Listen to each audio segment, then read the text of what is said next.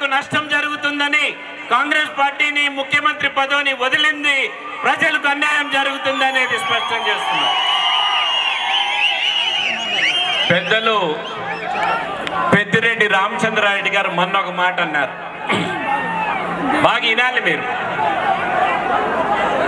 ఆయనకు ముఖ్యమంత్రి అయ్యే అర్హత ఉందంట,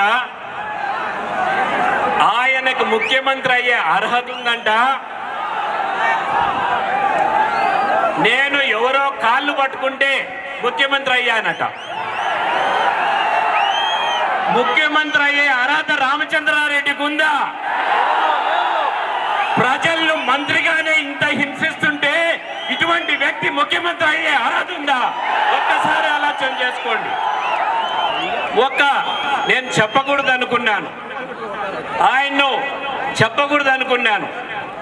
నేను పద్మావతి గెస్ట్ హౌస్ లో రాత్రి 11 గంటలకు డిసిసి ఎలక్షన్లు వచ్చినప్పుడు 50 మంది నా నియోజకవర్గం వాళ్ళు నేను కూర్చొని ఉంటే రాత్రి 11 గంటలకు ఇదే పెద్దిరెడ్డి రామచంద్రారెడ్డి వచ్చి నా కాళ్ళు పట్టుకొని నన్ను డిసిసి ప్రెసిడెంట్ కావాలని అడిగాడు.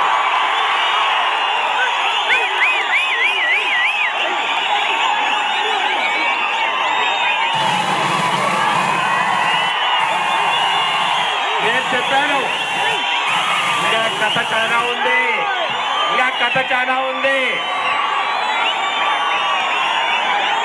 నేను చెప్పాను ఆయనకి, మీరు పెద్దవారు నా కాళ్ళు ఎందుకు పట్టుకుంటున్నారు, ఇది మంచిది కాదన్నా, మీరు లేయి, ఇది మంచిది కాదు అని.